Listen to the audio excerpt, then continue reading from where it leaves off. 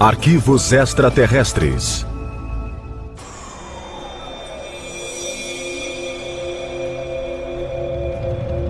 (2 de outubro de 1997). O Irangê Holanda, capitão reformado da Força Aérea, estava em sua casa em Cabo Frio. O ex-piloto e paraquedista havia se aposentado em 1992. Desde então, ele lutava contra uma doença. O coronel Holanda sofria de depressão crônica desde o início da década de 90. Na minha opinião, esse quadro depressivo foi causado por experiências que ele teve na Amazônia há muito tempo.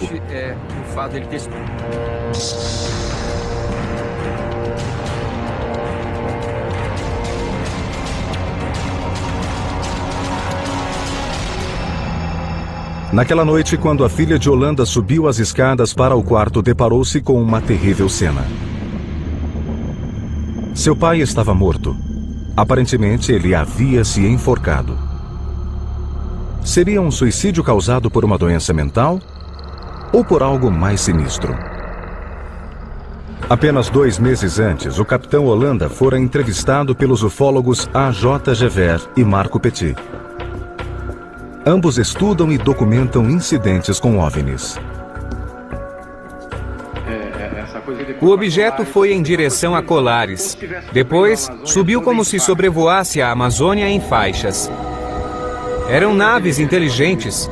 Após 4 meses, recebemos ordens de abortar a operação. Alguns ufólogos acreditam que o capitão Holanda não se suicidou. Ele teria sido assassinado por revelar informações sobre aparições ufológicas, algumas supostamente fatais, ocorridas na Amazônia 20 anos antes.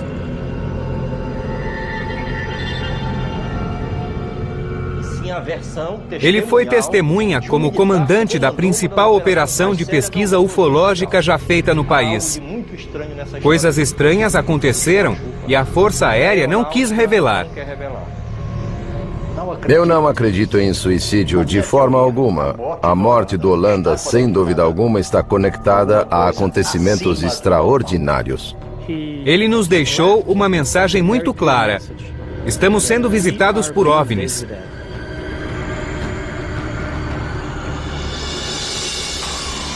O caso Roswell brasileiro.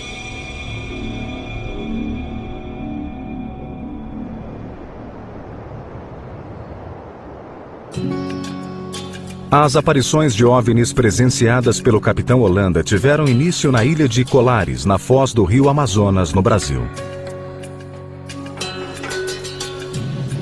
Apesar de estar a apenas 2 horas da agitada cidade de Belém, Colares está anos distante em termos culturais e tecnológicos. São pessoas pobres, são pescadores e agricultores que levam uma vida muito pacata.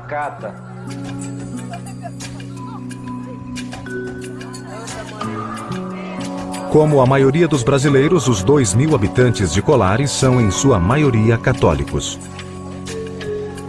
Mas o isolamento da ilha contribuiu para o surgimento de muita superstição. Acreditam que a ilha é misteriosa e que muitos fenômenos acontecem lá.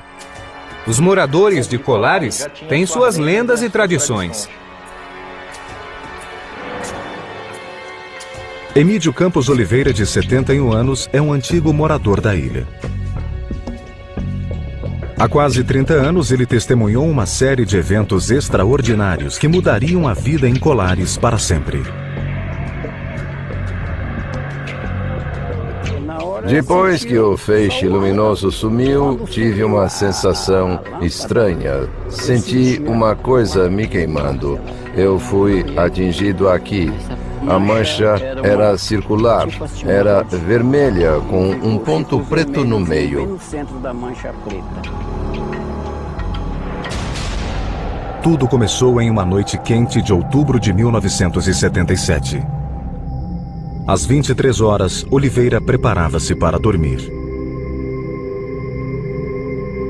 Ele recebeu um beijo de boa noite da mulher deitado na rede da sala onde costumava dormir. De repente, um feixe luminoso invadiu a sala. A luz vinha de cima e era tão potente que penetrou pelas telhas de cerâmica do teto. De repente, surgiu uma luz brilhante. Ela desceu do teto e atacou a minha coxa. Eu senti como se estivesse queimando minha coxa. A luz era muito forte. Era muito forte. Tão rápido quanto veio, a luz desapareceu. Incapaz de encontrar uma explicação para o que acontecera, ele voltou a dormir.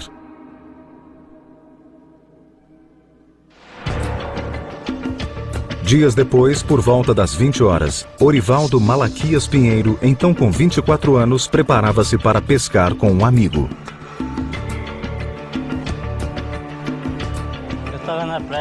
Eu estava na praia.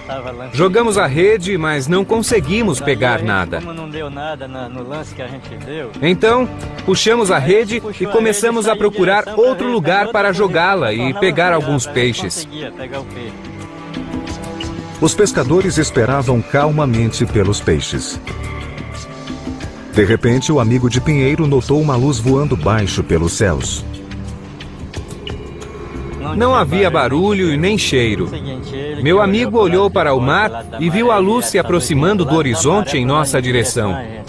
Ficamos assustados e fomos embora correndo. Os dois homens correram para a cidade. Em estado de pânico, contaram aos outros moradores o que haviam presenciado. Então perceberam que não eram os únicos a testemunharem estranhas aparições.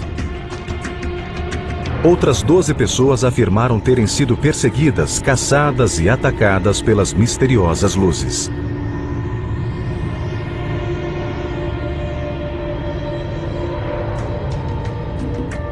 A dentista Lúcia Helena Marques foi uma das pessoas que avistaram as luzes em uma praia próxima. Estávamos todos no mercado e houve um alvoroço. Apareceu um objeto e todos correram para a praia. Vimos duas luzes fazendo manobras no ar. Quando uma luz acendia, a outra apagava. Continuaram fazendo aquilo como se sinalizassem algo. A luz vermelha acendia, depois a verde. As luzes vermelha e verde se alternavam e havia uma luz amarela no fundo.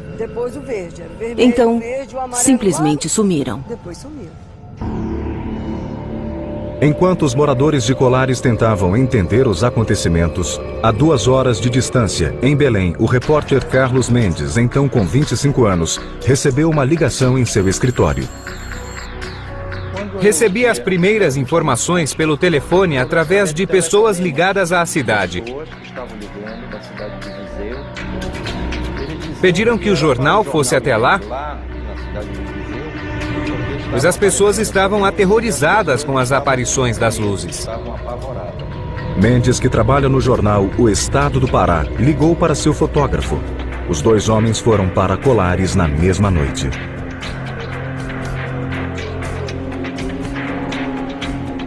Ao chegarem, os homens foram interpelados pelos moradores que desejavam contar a história dos misteriosos raios luminosos.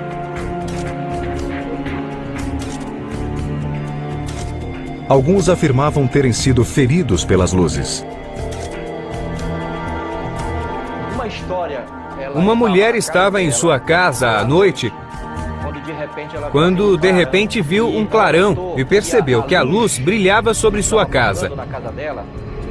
O raio perfurou o teto e iluminou sua cama. A mulher contou que suas pernas e braços foram paralisados e no dia seguinte ela notou algo estranho em seu peito. Havia marcas em seu peito como se alguém o tivesse perfurado continuamente no mesmo local com um alfinete.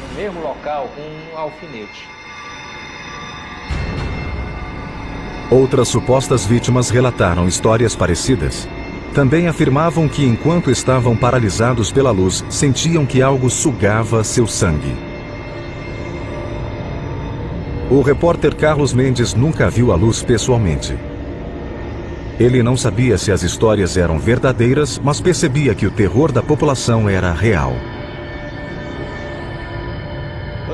Pude sentir o medo daquelas pessoas humildes. Era um sinal de que algo terrível estava acontecendo.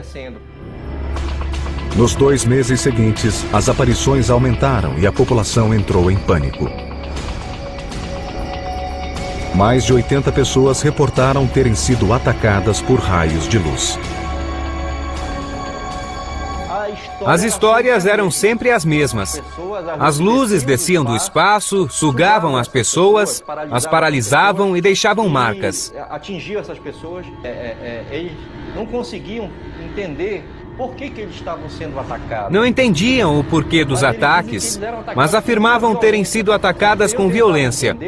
Eu tentava entender o motivo dos acontecimentos e se as luzes realmente apareciam para aquelas pessoas. Os locais ficaram tão apavorados que muitas crianças e mulheres deixaram a cidade. Alguns homens acendiam fogueiras na praia e vigiavam durante a noite.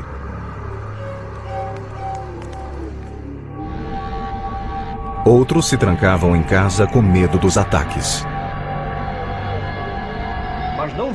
Senti o medo das pessoas. Pude ver a sensação de pavor naquelas pessoas e percebi que aquilo era um pedido de ajuda.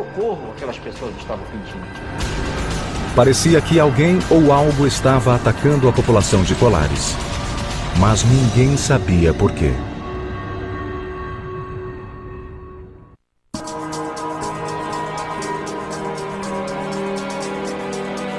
Setembro de 1977.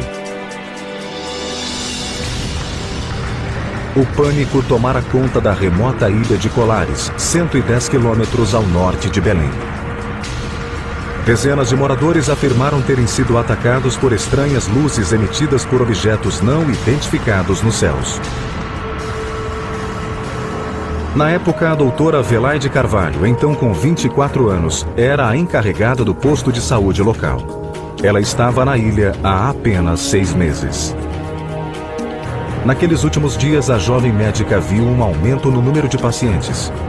Muitos declaravam terem sido feridos pelas misteriosas luzes. As pessoas não paravam de aparecer e comecei a me irritar, pois achava que era algum tipo de alucinação em massa, um delírio coletivo. Apareceram cada vez mais casos, mas permaneci cética, achando que todos haviam enlouquecido por alguma razão. Por algum motivo. Os sintomas examinados eram sempre os mesmos. Os pacientes exibiam queimaduras de radiação e estranhas marcas de perfuração. O médico Daniel Rebisso estudou os eventos de Colares. As marcas ficavam geralmente na altura do tórax. Havia marcas nos ombros, no peito, na coxa, na perna e geralmente as queimaduras eram pequenas. Não eram grandes, mediam no máximo 15 centímetros de diâmetro. A doutora Velaide observou pequenas papilas, como se fossem pequenas injeções no local das feridas.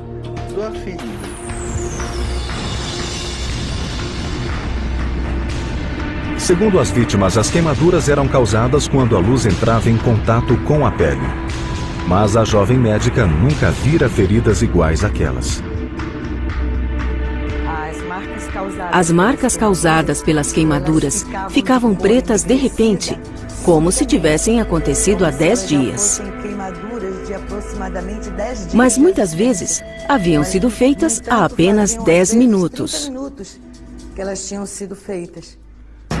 Mas os casos mais graves ainda estavam por vir. Em setembro, ela examinou uma mulher cujos parentes afirmavam ter sido atacada dentro da própria casa por uma luz forte. Ela chegou carregada pelos familiares. Já estava tendo espasmos, como se estivesse sofrendo um ataque cardíaco. Sua boca estava travada, os olhos fechados. Ela não apresentava nenhum reflexo. Carvalho tentou estabilizar a condição da mulher, mas não havia sinal de melhora. Eu não podia fazer mais nada. A única coisa que podíamos fazer era colocá-la em um carro, pois não tínhamos ambulância, e levá-la até Belém. Carvalho esperou por novidades sobre o estado da mulher. 5 dias depois, surgiu outro caso grave. Era uma mulher cujas testemunhas diziam ter sido atingida por um forte raio de luz no quintal de sua casa. Ela foi trazida por uma viatura em um estado de rigidez tão profundo que não pôde ser colocada dentro do carro. Ela veio deitada no banco de trás, com as pernas para fora da janela, pois não conseguiram dobrá-las. Carvalho também mandou essa paciente para a cidade.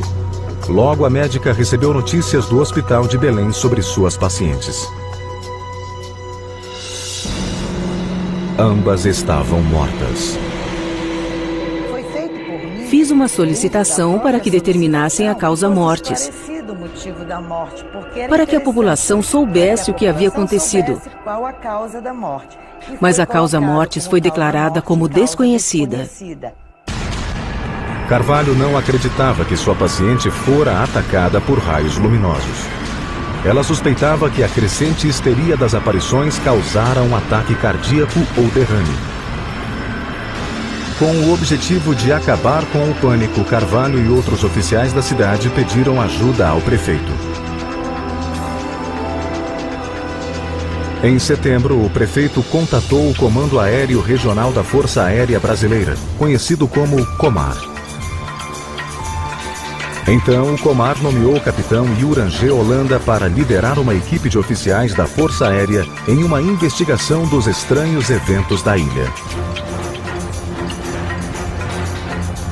O repórter Carlos Mendes, que pesquisava os eventos em Colares à época, acredita que a equipe de Holanda foi enviada devido à intensa atividade de guerrilheiros comunistas na região. Segundo Mendes, a Força Aérea imaginava que as luzes fossem causadas por armas disparadas na selva e a missão de Holanda era encontrar os rebeldes. Acredito que o principal objetivo dos militares em Colares era descobrir se havia alguma atividade subversiva de agentes comunistas. Mas, se esse era o objetivo do projeto, ele recebeu um nome curioso. A missão do capitão Holanda foi batizada de Operação Prato. Rapidamente, uma equipe foi reunida. Penon Frias, com 37 anos na época, foi escalado como piloto. Havia suspeitas de que alguém estava violando o espaço aéreo brasileiro. Não sabíamos qual país, mas alguém estava violando nosso espaço aéreo. A Força Aérea tinha a obrigação de verificar o que estava acontecendo. No início de setembro, Holanda e sua equipe de oficiais, engenheiros e cientistas chegaram em Colares. Os homens levantaram abrigos e armaram telescópios e câmeras próximo à praia. Eles conduziram as atividades na frente da população, esperando que isso desse fim ao medo que tomara conta da ilha. Quando chegamos em Colares, a cidade estava em pânico. A população não dormia de medo. Nós tentamos acalmá-los, principalmente as pessoas mais idosas, que haviam sido atingidas pelas luzes, mas não conseguimos. Uma vez em Colares, a equipe da Operação Prato tentou coletar o maior número de informações. O capitão Holanda imediatamente foi visitar a doutora Adelaide. A comitiva da Força Aérea chegou às 6 da manhã. E a primeira coisa que me propuseram foi que eu começasse a dizer à comunidade que os pacientes que chegavam até mim haviam sido vítimas de uma histeria coletiva. Para a médica, aquele encontro era um primeiro sinal de que a Força Aérea não estava interessada em esclarecer os fatos, mas sim em cobri-lo. Ela se recusou a obedecer. Eu não podia enganar toda uma comunidade que esperava tanto de mim. Principalmente apoio e credibilidade. Holanda também falou com testemunhas locais, incluindo Emídio Campos Oliveira, na época com 48 anos. Um morador que fora atingido na coxa pelo raio luminoso. Eles vieram me ver, fotografaram o local onde fui atingido. Os únicos que viram minha marca foram as pessoas da Força Aérea. Eles viram a minha marca. As aparições continuaram nos 4 meses seguintes. A equipe do capitão Holanda seguiu coletando informação das testemunhas e oficiais da cidade. O equipamento de vigilância funcionava 24 horas por dia. Mas a Força Aérea não revelou suas descobertas ao público. Quem acreditava que a Operação Prato ajudaria a revelar a verdade ficou desapontado. Em vez disso, alguns acreditavam que o caso seria acobertado.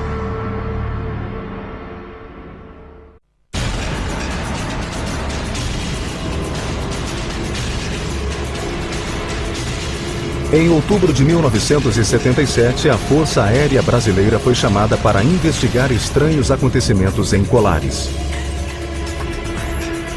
Moradores afirmavam terem sido atacados por OVNIs com potentes raios de luz. Após os encontros, algumas pessoas exibiam estranhas marcas de queimadura.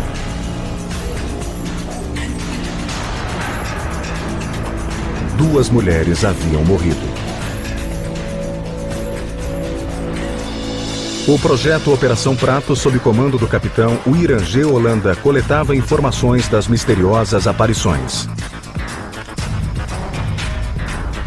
Os militares não levaram armas para Colares.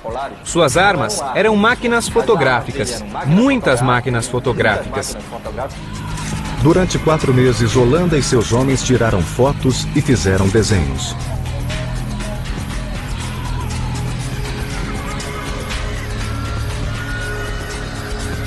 Esses são os desenhos feitos pela equipe. Eles também entrevistaram os moradores, inclusive a doutora Velaide Carvalho. Ela tratara dezenas de pacientes que afirmavam terem sido atacados. Inicialmente, a médica não acreditava nas histórias, mas logo ela própria testemunharia uma aparição. Por volta das 18 horas, Carvalho voltava para casa, após seu turno no posto médico local, quando viu uma mulher desmaiar.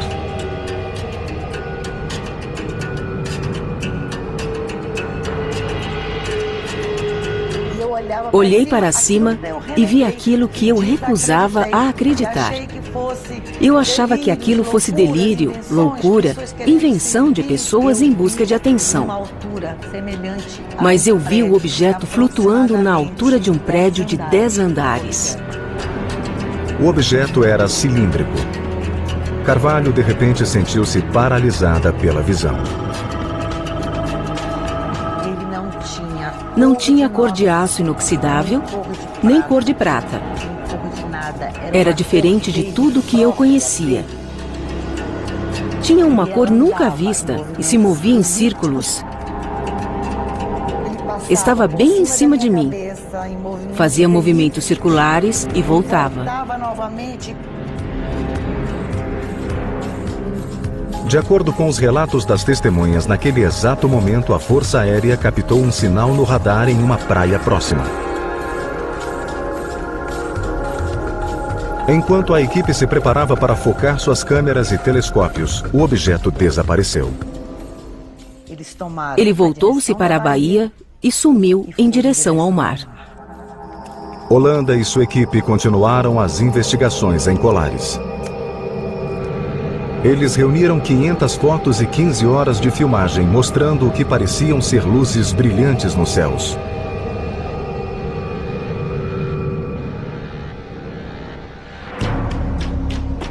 Os relatórios da investigação foram enviados para o quartel do Comar, na capital do país, Brasília. A Força Aérea realmente mergulhou na investigação. Eles precisavam dar alguma resposta para as pessoas que presenciaram aquelas aparições. Imagino que foi uma surpresa quando os próprios militares começaram a presenciar aquelas aparições. Em dezembro de 1977, os ufólogos A.J. Gever e Marco Petit trabalhavam escrevendo para a revista UFO quando tiveram conhecimento das histórias de Colares.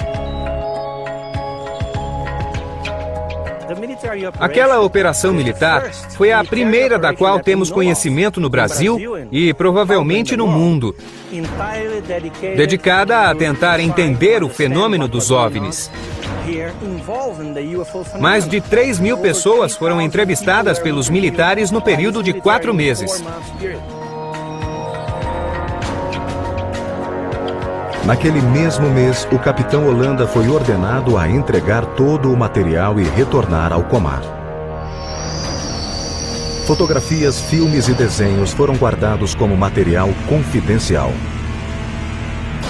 Ele recebeu ordens para abortar a Operação Prato. Ele obedeceu sem questionar. Uma das coisas que mais chocou a mim e a meus colegas foi o fato de que em dezembro de 1977, quando as aparições tornaram-se mais frequentes, a operação foi cancelada. Até hoje não se sabe de quem veio essa ordem.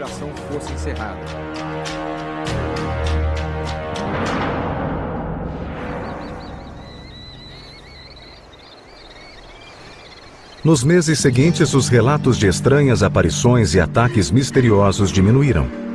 Em pouco tempo, as histórias sobre as misteriosas luzes nos céus viraram uma lenda local. Nos 30 anos seguintes, a Operação Prato foi mantida em segredo. Mas o capitão Holanda não permaneceria em silêncio para sempre.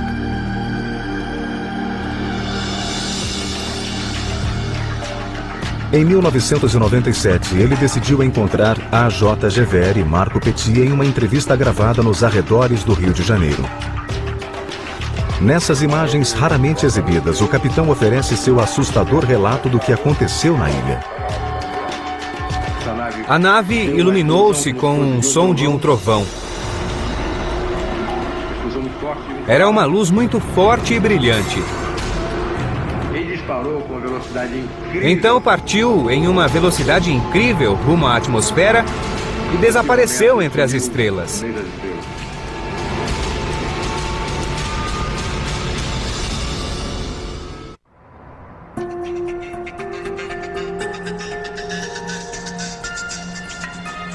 Em 1977, uma investigação da Força Aérea Brasileira chamada Operação Prato resultou em extenso relatório, mantido em segredo nos arquivos do governo por mais de 20 anos. Os arquivos continham 500 fotos e 3.000 entrevistas com testemunhas supostamente atacadas por luzes brilhantes vindas dos céus da ilha amazônica de Colares.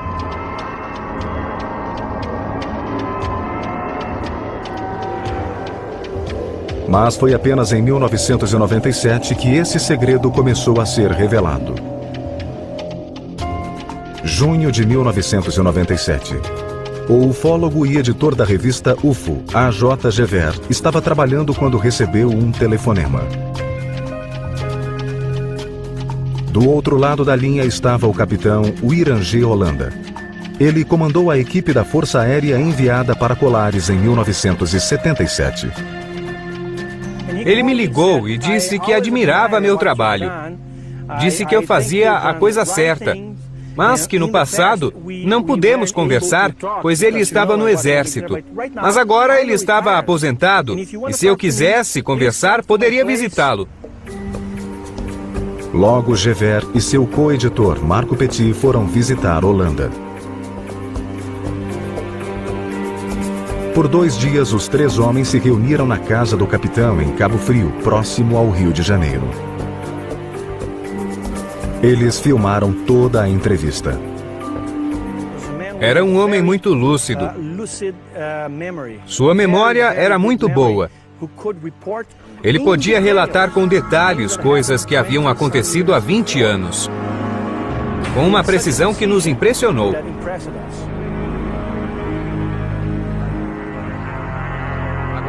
A parte mais importante, sem dúvida, é sua descrição dos encontros que ele teve com as naves. Ele ficou cara a cara com naves de até 100 metros de diâmetro e de vários formatos. Presenciou acontecimentos que poucas pessoas tiveram a oportunidade de testemunhar.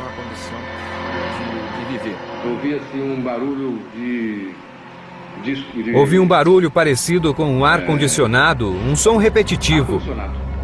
Aquele barulho surdo mesmo.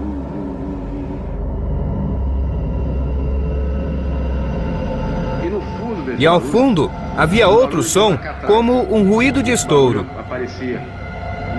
Esse barulho vindo da nave era muito nítido. Holanda descreveu em detalhes 3 diferentes encontros com as naves alienígenas. Esses são os desenhos que ele fez para descrever seu primeiro encontro. Ele fez uma volta em torno de nós. Ele contou aos repórteres que seu segundo encontro ocorreu uma noite quando ele e sua equipe estavam na praia. O raio de luz aproximou-se de nós e parou. Estava a uma grande altura, mas ele parou e fez um círculo em nossa volta. Ele deu essa volta e foi embora em direção ao leste. O capitão descreveu seu último e mais impressionante encontro. Ele relatou aos ufólogos que fora visitado por um humanoide de uma das naves enquanto dormia. Estava deitado na cama e, de repente, um clarão iluminou todo o quarto. Fiquei muito assustado. Ouvi um barulho estranho e, imediatamente depois, apareceu um ser atrás de mim, me agarrando. Foi uma situação muito estranha. O capitão descreveu o alienígena. O ser tinha mais ou menos 1,5 metros e vestia um traje semelhante ao de astronauta ou de mergulhador. A roupa era larga, não era colada ao corpo. Não cheguei a ver seu rosto, usava uma máscara cinza e não pude ver os detalhes. Não pude ver seus olhos ou qualquer outra coisa. Holanda também contou aos repórteres que o alienígena falou com ele. Estava muito assustado. Aquele ser estava atrás de mim, me apertando. Então, ele falou no meu ouvido, em português, com uma voz robotizada como a de um computador. Uma voz de computador metalizada. Ele disse: "Fique calmo, não iremos machucá-lo. Não vamos te fazer nenhum mal." Depois disso, o alienígena desapareceu. Ele foi capaz de relatar os acontecimentos com uma precisão incrível. É possível perceber que havia uma variedade de objetos operando naquela área.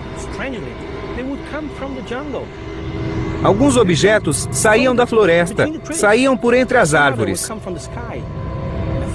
Outros vinham do céu e alguns vinham do rio. Era incrível. O capitão fez outra declaração perturbadora. Ele mostrou aos ufólogos seu braço. Aparentemente, havia um objeto implantado debaixo da pele, que, segundo Holanda, foi implantado pelo alienígena durante o encontro. É flexível como plástico. Aqui, você aperta e ele aparece. Essa ponta aqui. Foi feito um raio-x? Sim, mas não mostrou nada. Em julho de 1997, a história de Holanda foi publicada pela revista UFO de Petit e Gever. Mas aqueles que esperavam que essa surpreendente revelação levasse a uma segunda investigação ficaram decepcionados. Em vez disso, iniciou-se um novo capítulo do mistério de Colares. Em 2 de outubro de 1997, o capitão Holanda foi encontrado morto. A causa oficial da morte foi asfixia. Mas havia dúvida se a morte fora acidental, suicídio ou mesmo assassinato. Alguns colegas afirmam que Holanda tinha um histórico de doença mental e tentara suicídio anteriormente.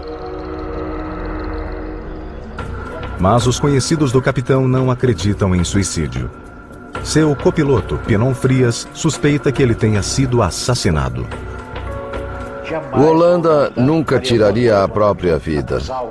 Eu não posso acusar ninguém, mas ele nunca colocaria uma corda no próprio pescoço e depois se enforcaria. A J. Gever discorda de Frias. Ele tirou a própria vida. Foi uma decisão dele, pois estava deprimido. Mas esse homem nos deixou uma mensagem muito importante. Nós estamos sendo visitados por OVNIs. E a Força Aérea e o governo brasileiro têm conhecimento disso. Em março de 2004, a J. Gever e Marco Petit decidiram agir. 6 anos após a morte do capitão, eles exigiram acesso ao relatório confidencial de Colares com uma campanha intitulada UFOs, Liberdade de Informação Já. Eu acredito, como ufólogo e cidadão brasileiro, que esse tipo de informação não deve ficar restrita aos quartéis e arquivos militares. A população precisa ter acesso a isso.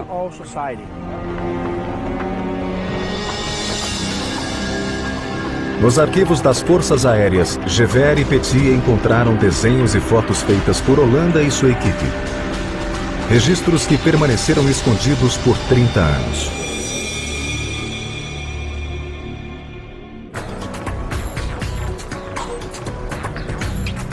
Em 20 de maio de 2005, os ufólogos brasileiros A.J. Gever e Marco Petit e outros investigadores de OVNIs chegaram no quartel da Força Aérea Brasileira para examinar documentos que o governo liberara após ser pressionado. Esses arquivos continham informações sobre a investigação militar de 1977 chamada Operação Prato. Gever e Petit acreditavam que os registros continham informações sobre atividades alienígenas na ilha de Colares. O brigadeiro disse que havia recebido uma ordem do comandante da Força Aérea Brasileira para liberar todos os arquivos. Teríamos acesso a toda a informação. Mas, na verdade, os ufólogos não tiveram acesso a todos os documentos sobre os incidentes.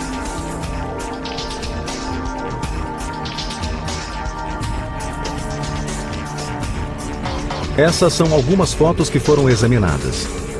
De mais de 2.000 páginas de texto, 500 fotografias e mais de 15 horas de filmagem, eles tiveram acesso a apenas 110 fotos e 200 documentos. O material era, ao mesmo tempo, iluminador e enigmático.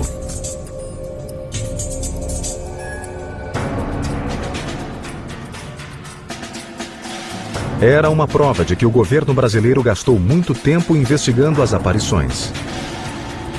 O material continha inúmeras declarações de testemunhas e mais detalhes do que os ufólogos imaginavam.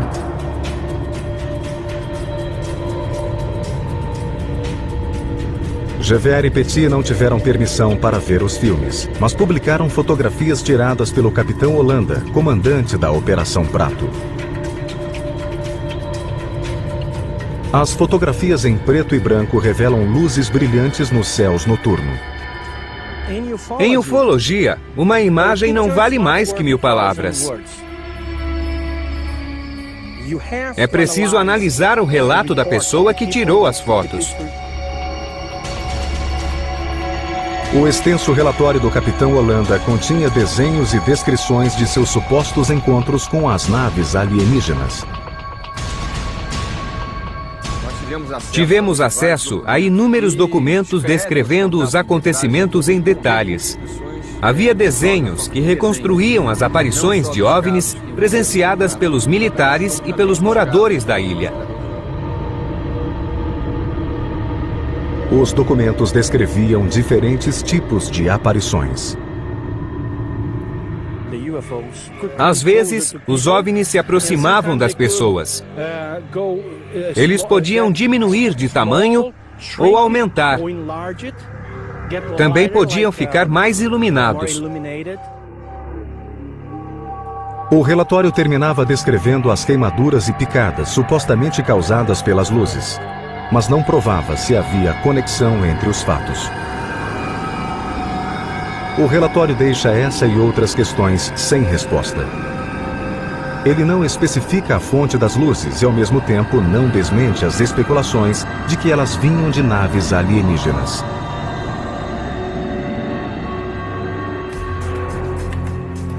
Hoje sabemos que uma explicação definitiva sobre as aparições de colares não virá do governo brasileiro. Oficialmente, a Força Aérea declara que, a respeito da Operação Prato, um relatório foi produzido com diversos depoimentos sem nenhuma base científica. Novas informações sobre o caso dependem do trabalho de investigadores independentes e ufólogos. O médico Daniel Rebisso tem estudado as aparições de colares desde 1985. Sua pesquisa teve início com uma tentativa de descobrir possíveis causas para as marcas de queimadura das vítimas. Havia uma suspeita de que pudesse ser um animal, talvez um morcego.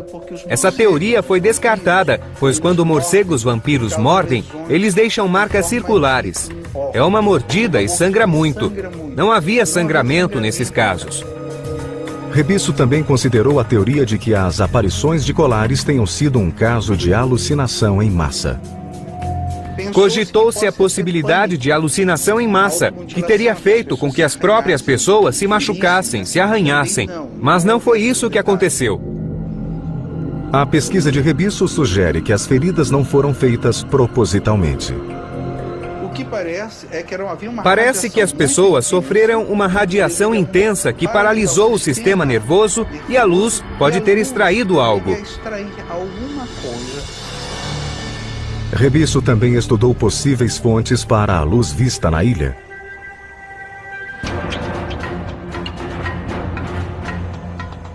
Na época das aparições, o governo brasileiro lutava contra guerrilheiros comunistas no estado do Pará, onde Colares está situada.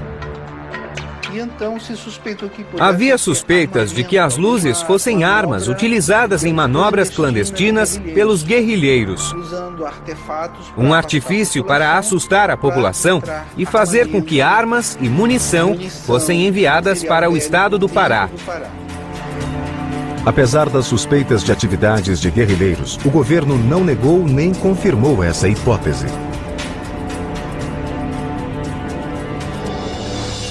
O repórter Carlos Mendes, que cobriu os eventos em Colares, não tem explicação para as estranhas luzes descritas pelos ilhéus. Mas ele acredita que o isolamento de Colares e a superstição dos moradores manteram vivas as histórias sobre aparições de OVNI. As pessoas ficaram chocadas, assustadas. Os moradores de Colares sempre conviveram com lendas do folclore. E isso é típico da região amazônica. O mistério permanece até hoje. O que eram os objetos nos céus de Colares? E por que as pessoas dizem terem sido vítimas dos raios luminosos? Acredito que esses seres extraíram material biológico, sangue provavelmente, para que pudessem criar vacinas e desenvolver uma proteção para a sua própria civilização. Assim, quando eles vierem e entrarem em contato conosco, estarão imunes às nossas doenças. Quanto ao Capitão Holanda, comandante da Operação Prato, os ufólogos Marco Petit e A.J. Gever acreditam que ele revelou suas descobertas graças a seu senso do dever. O Coronel Holanda se convencera de que não podia morrer sem contar sua história. Era fundamental que escutássemos o principal personagem dessa história, que havia comandado toda a operação. Ele disse que poderia morrer de uma hora para outra e então a verdade morreria com ele e não queria que isso acontecesse. Ele nos deixou uma importante mensagem. Estamos sendo visitados por OVNIs.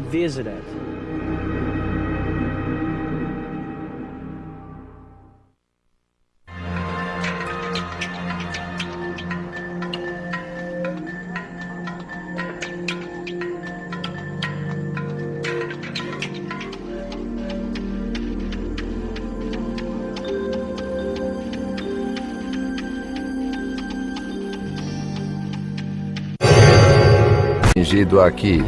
A mancha era circular, era vermelha, com um ponto preto no meio.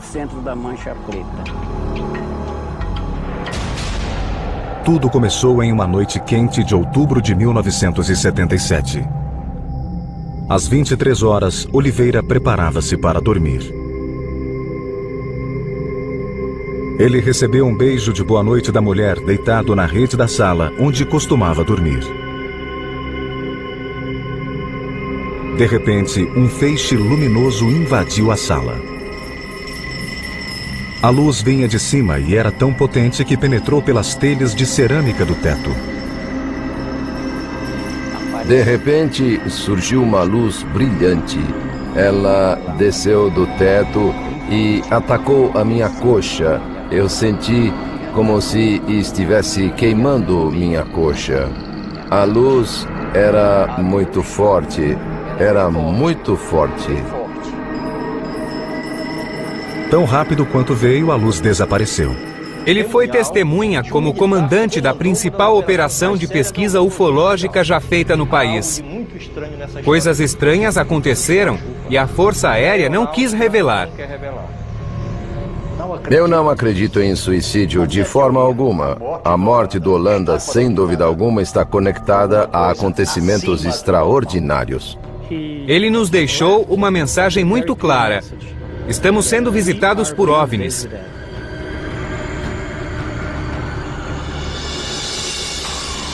O caso Roswell brasileiro.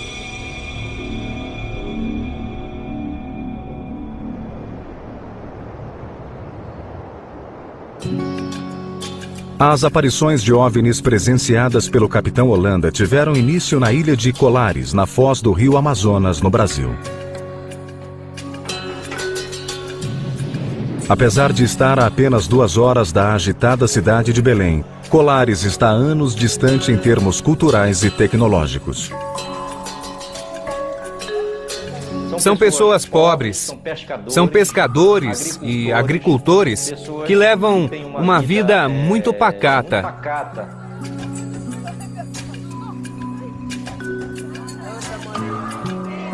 Como a maioria dos brasileiros, os 2.000 habitantes de Colares são, em sua maioria, católicos. Mas o isolamento da ilha contribuiu para o surgimento de muita superstição. Acreditam que a ilha é misteriosa e que muitos fenômenos acontecem lá. Os moradores de Colares têm suas lendas e tradições. Emídio Campos Oliveira, de 71 anos, é um antigo morador da ilha. Há quase 30 anos, ele testemunhou uma série de eventos extraordinários que mudariam a vida em Colares para sempre.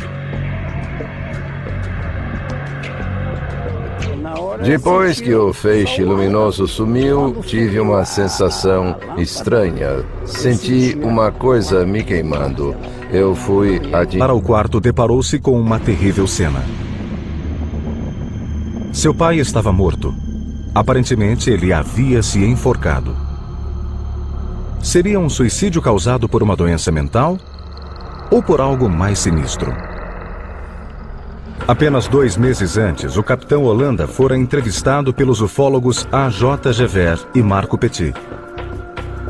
Ambos estudam e documentam incidentes com OVNIs. O objeto foi em direção a Colares. Depois, subiu como se sobrevoasse a Amazônia em faixas. Eram naves inteligentes. Após 4 meses, recebemos ordens de abortar a operação. Alguns ufólogos acreditam que o capitão Holanda não se suicidou. Ele teria sido assassinado por revelar informações sobre aparições ufológicas, algumas supostamente fatais, ocorridas na Amazônia 20 anos antes. Sim, a versão...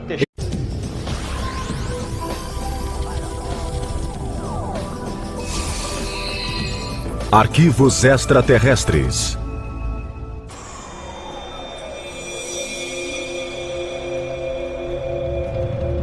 (2 de outubro de 1997).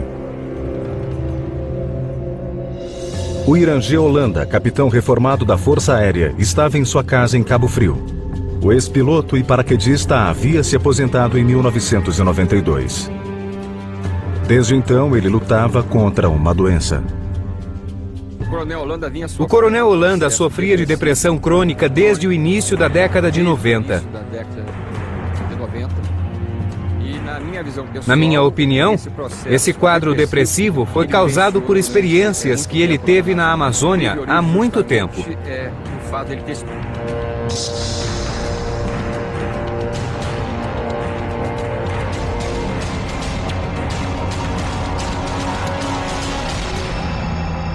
Naquela noite, quando a filha de Holanda subiu as escadas